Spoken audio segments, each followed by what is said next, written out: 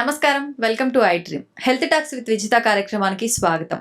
అంటే మనందరికీ కూడా ఆరోగ్యం అనేది ఎంతో ఇంపార్టెంట్. ఆరోగ్యంగా ఉండాలి అనంటే మనకు ఎక్సర్సైజ్ ఇంపార్టెంట్, స్లీప్ ఇంపార్టెంట్, ఇలా రకరకాలుగా చెప్తూ ఉంటారు.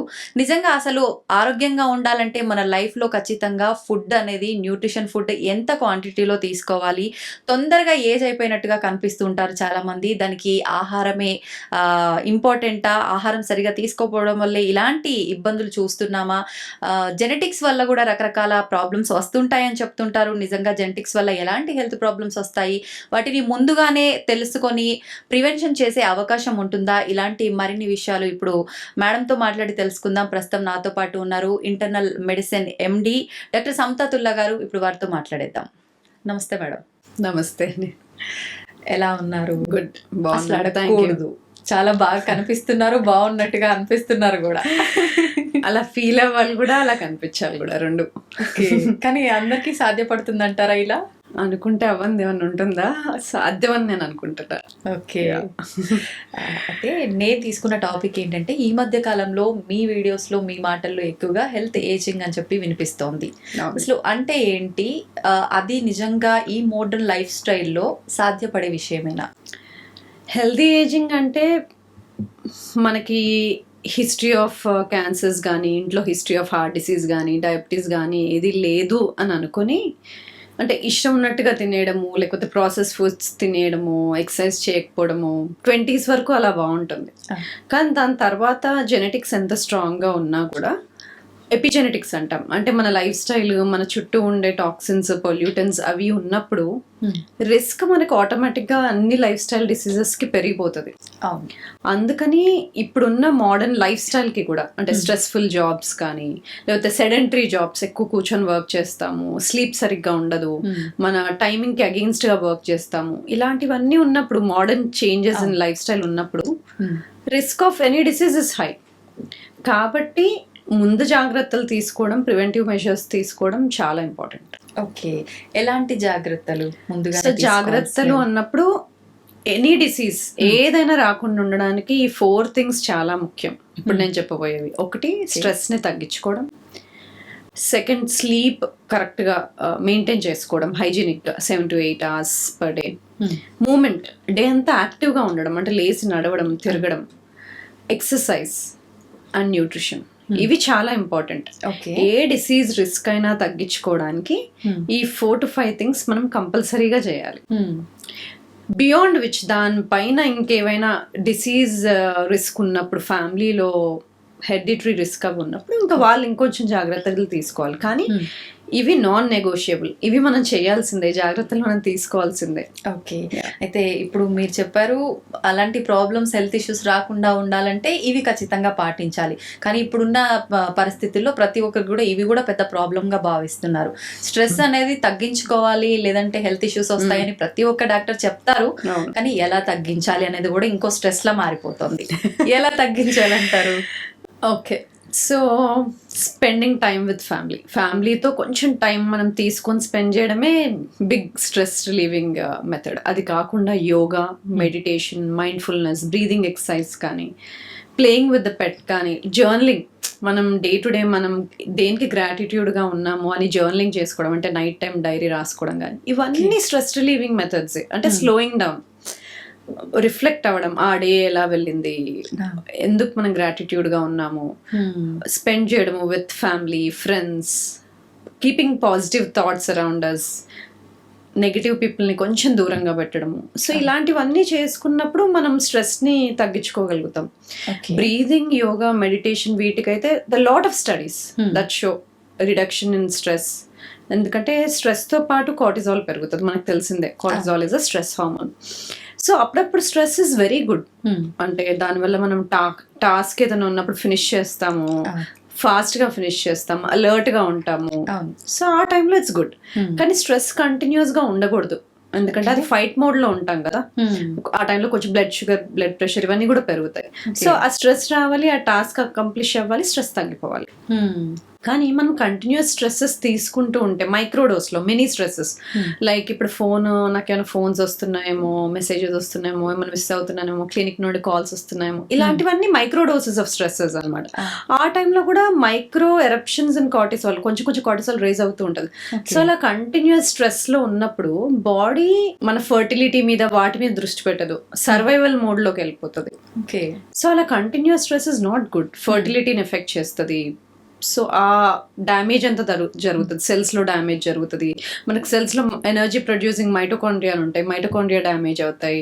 బాడీలో రిపేర్ మెకానిజమ్స్ ఉంటాయి కదా, body is very smart. Damage accumulation అయిన తర్వాత అది క్లియర్ అవుట్ చేయడానికి మనకి రిపేర్ మెకానిజమ్స్ ఉంటాయి న్యాచురల్గా, అవి పాడవుతాయి. So the lot of things that happen with stress. అందుకని స్ట్రెస్ని మిటిగేట్ చేసుకోవడానికి నేను చెప్పిన వాటిలో ఏదైనా ఒకటి we should follow. Top is mindfulness, breathing, yoga, ఇవి ఇంక్లూడ్ చేసుకోవాలి. అయితే మనం డైలీ తీసుకునే ఫుడ్ కూడా మనని చాలా రకాలుగా ప్రభావితం చేస్తుంది అంటారు. స్ట్రెస్కి కూడా ఇది ఫుడ్ ఒక రీజన్ అవుతుందంటారా? This two way link. మనం స్ట్రెస్ఫుల్గా ఉన్నప్పుడు చాలా రాంగ్ చాయిసెస్ చేస్తాం. ఆ టైంలో కొంచెం ప్రాసెస్డ్ ఫుడ్స్ తినాలనిపిస్తుంది, జంక్ తినాలనిపిస్తుంది. అదే మనం కామ్గా మైండ్ఫుల్గా ఉన్నప్పుడు హెల్దీ చాయిసెస్ చేస్తాం ఫుడ్లో కూడా. So that way. And in return మనం ఇన్ రివర్స్ ఆల్సో, ఆ రోజు జంక్ ఫుడ్స్ ఎక్కువ తిన్నాము, షుగర్స్, ప్రాసెస్డ్ ఫుడ్స్ ఎక్కువ తిన్నాము, ఆ రోజు ఇరిటబుల్గా ఉండడము, లేకపోతే గట్ ఇష్యూస్ ఉండడము, ఇలా ఉంటాం. అదే మైండ్ఫుల్గా కూర్చొని ఫోన్ లేకుండా హెల్దీగా తిన్నప్పుడు we are more alert. Energy levels crash అవ్వడము అలాంటివన్నీ ఉండవు. So it's both way. Gut brain axis అంటాం కదా, గట్ బ్రెయిన్ ని ఇన్ఫ్లుయెన్స్ చేస్తుంది, బ్రెయిన్ గట్ ని ఇన్ఫ్లుయెన్స్ చేస్తుంది. ఎందుకు ఇలా జరుగుతుంది అంటే మనకి బ్రెయిన్ న్యూరో ట్రాన్స్మిటర్స్ అని ఉంటాయి కదా, డోపమిన్, గాబా, సెరోటోనిన్, ఎపినెఫ్రిన్, ఇలాంటివన్నీ. ఈ న్యూరో ట్రాన్స్మిటర్స్ ఒక 60% to 70% మనకి గట్లోనే తయారవుతాయి. అవి గట్లో తయారవ్వాలంటే దానికి సరిపడా రైట్ కైండ్ ఆఫ్ ఫుడ్ ఇవ్వాలి. ప్రీబయోటిక్ రిచ్ ఫుడ్స్ అంటే కలర్ఫుల్ వెజిటబుల్స్ అండ్ ఫ్రూట్స్, ఇలాంటివి. అవి తిన్నాక ఇవి ప్రొడ్యూస్ చేయడానికి కావాల్సిన సరిపడా గుడ్ బ్యాక్టీరియా ఉండాలి. అవి ఉన్నాయా లేవా, అడిక్వేట్ అమౌంట్లో ఉన్నాయా, దాన్ని బట్టి మంచి న్యూరో ట్రాన్స్మిటర్స్ రిలీజ్ అవుతాయి, మనల్ని హెల్దీగా ఉండే మెటబోలైట్స్ ప్రొడ్యూస్ అవుతాయి. Like short chain fatty acids అంటాం, వెరీ ఇంపార్టెంట్, బ్యూట్రేట్, అసిటేట్, ఇలాంటివి, ప్రోపియోనేట్, ఇలాంటివి హెల్దీ ప్రోడక్ట్స్. మనం వాటికి రైట్ ఫుడ్స్ ఇచ్చినప్పుడు gut bacteria, healthy gut bacteria మనకి రైట్ ప్రోడక్ట్స్ ఇస్తాయి, which effects are overall health, happiness, productivity, mood, అవన్నీ అనమాట. So it works both ways. Okay. అయితే న్యూట్రిషన్ అన్నారు, ఇప్పుడు మీరు చెప్పినట్టుగా ఇలాంటి ఒక రకమైన ఫుడ్ తీసుకుంటే సరిపోతుందా, లేదంటే ఇంకా ప్రత్యేకించి న్యూట్రిషన్ అంటే ఎలా తీసుకోవాలి? న్యూట్రిషన్ ఎలా తీసుకోవాలనేది సాధారణంగా అడిగే క్వశ్చన్ ఇది. దీనికి సింపుల్ ఆన్సర్ ఏంటి అంటే, మనం ఏజ్ పెరుగుతున్న కొద్దీ మన ఫుడ్లో నుండి న్యూట్రియంట్ అబ్జార్ప్షన్ తగ్గిపోతుంది. మన గట్లో ఉండే బ్యాక్టీరియా డైవర్సిటీ తగ్గిపోతాయి. డైవర్సిటీ అంటే రకరకాల బ్యాక్టీరియా గుడ్ నెంబర్స్లో ఉండాలి జనరల్గా. కానీ ఏజ్ పెరుగుతున్నప్పుడు ఆ మైక్రోబియల్ డైవర్సిటీ న్యాచురల్గానే తగ్గుతుంది. న్యూట్రియంట్ అబ్జార్ప్షన్, ఫుడ్లో నుండి ఆ న్యూట్రియంట్ లాగే కెపాసిటీ కూడా తగ్గుతుంది. సో అలాంటప్పుడు మనము ఫర్మెంటెడ్ ఫుడ్స్ ఎక్కువగా తినాలి, ఫైబర్ రిచ్ ఫుడ్స్ ఎక్కువగా తినాలి. ఈ రెండు ఎక్కువగా తినాలి ఏజ్ అవుతూ ఉంటే. అంటే ఏంటి ఫైబర్ రిచ్ ఫుడ్స్ అంటే ఏంటి?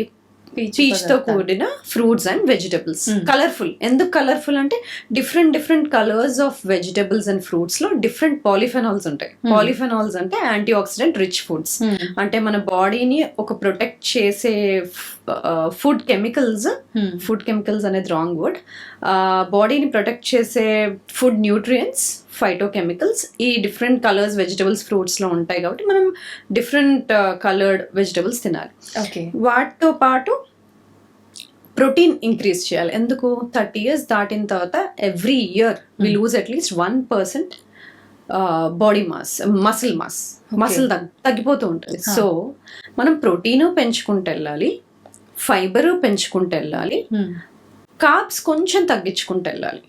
దేని నుండి వచ్చే కార్బ్స్? గ్రెయిన్స్ నుండి వచ్చే కార్బ్స్. కార్బ్స్ తగ్గించడము అనగానే మనకి దుంపలు ఇవన్నీ తగ్గించేసేయడం కాదు. ఓవరాల్ గా నో కార్బోహైడ్రేట్ డైట్ కూడా మంచిది కాదు. మిడ్ 20s to 40s లో ఉన్న వాళ్ళకి. బట్ ఏజ్ పెరుగుతున్నప్పుడు 40s 50s 60s అప్పుడు ప్రోటీన్ ని పెంచాలి. అంటే ఆ టైంకి మనం 1.2 to 1.6 gram per kg body weight of protein ఇవ్వాలి బాడీకి. Okay.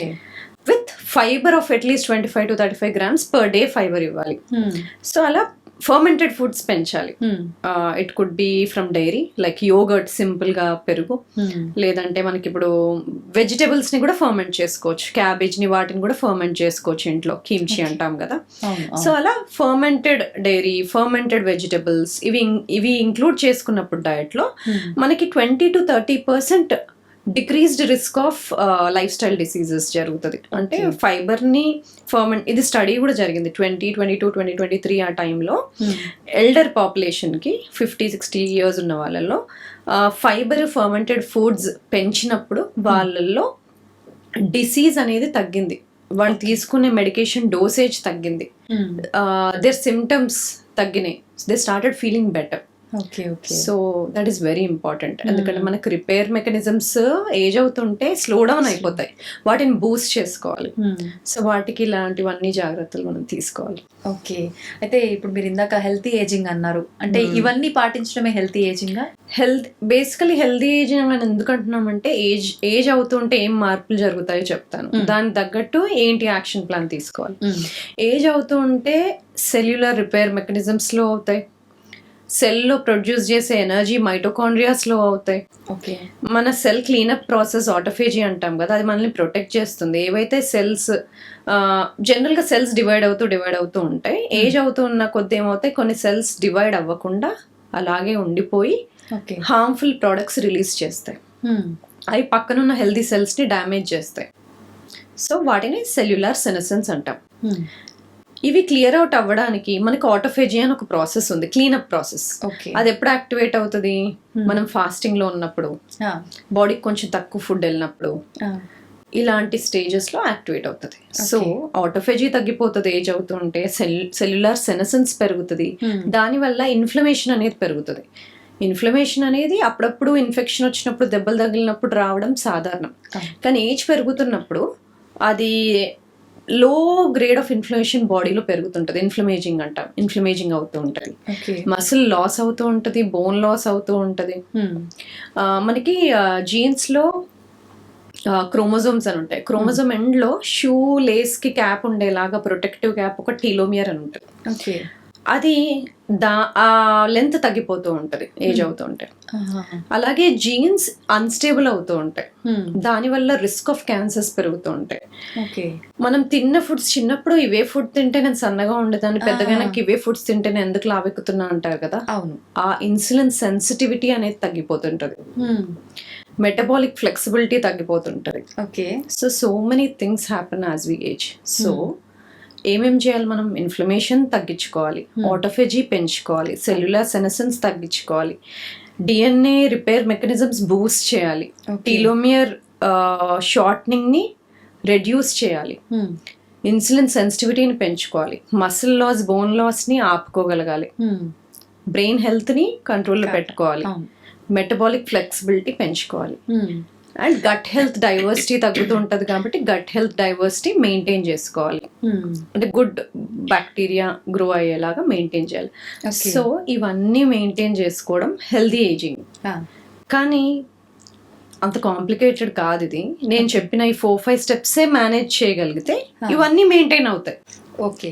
Increasing fiber intake, increasing protein intake, maintaining gut diversity, eating fermented foods, intermittent fasting, sleeping well, managing stress well, exercising every day. ఈ 5 things will do the changes I told today. ఇవాళ నేను చెప్పిన changes అన్ని ఈ 5 steps తోనే జరుగుతాయి. This is healthy ageing. దీనివల్ల ఏంటి బెనిఫిట్స్? మనం 50-60s లో వెళ్ళినప్పుడు కూడా హెల్దీగా ఉంటాం. అప్పటికి మన కార్డియోవాస్కులర్ ఫిట్నెస్ బాగుంటుంది. ఎక్కువ compare to other individuals who don't follow anything. Muscle బెటర్గా ఉంటుంది. మసిల్ బెటర్గా ఉందంటే ఇన్సులిన్ సెన్సిటివిటీ బెటర్గా ఉంటుంది. Risk of diseases like diabetes, cardiovascular diseases కానీ, ఆల్జైమర్స్, పార్కిన్సన్స్, క్యాన్సర్, ఈ risk of all these diseases తక్కువ ఉంటుంది. So that is the concept of healthy ageing, preventing age related diseases from happening sooner. This is nothing but మన biological ఏజ్ని slow down చేసుకోవడం అని కూడా అనొచ్చు. ఏజ్తో కూడుకునే జబ్బులు రాకుండా ఉండేలాగా చూసుకోవడం ఆర్ కుదిరినంత వరకు మనం డిలే చేసుకోగలిగే దాన్ని స్లోయింగ్ ఏజింగ్ ప్రాసెస్ అంటాం. ఓకే. కానీ స్లోయింగ్ ఏజింగ్ ప్రాసెస్ అనగానే పైపైన కనిపించే ఏజింగ్ ప్రాసెస్ కాదు. పైపైన కనిపించేవి ఫైన్ లైన్స్, వ్రింకిల్స్, ఇవన్నీ సూపర్ఫిషియల్.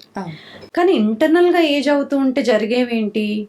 ఆల్బ్యూమిన్ తగ్గిపోతూ ఉండడము, మన లివర్ ఎంజైమ్స్ పెరగడము, ఇన్ఫ్లమేషన్ పెరగడము, సిఆర్పి పెరగడము, లేదంటే ట్రైగ్లిజరైడ్స్, ఎల్డిఎల్ పెరగడము, టిఎస్హెచ్ పెరగడము, ఇలాంటి హార్మోన్స్ తగ్గిపోవడము, ఇలాంటివన్నీ మనం లోపల ఆప్టిమైజ్ చేసుకోవాలి.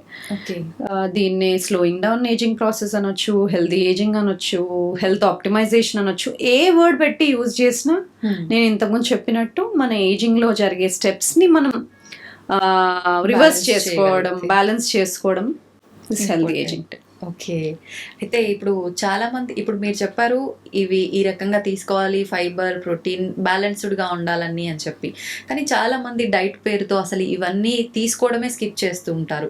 అటువంటప్పుడు నిజంగా వాళ్ళకి ఎలాంటి హెల్త్ ఎఫెక్ట్ అయ్యే అవకాశం ఉంటుందంటారు?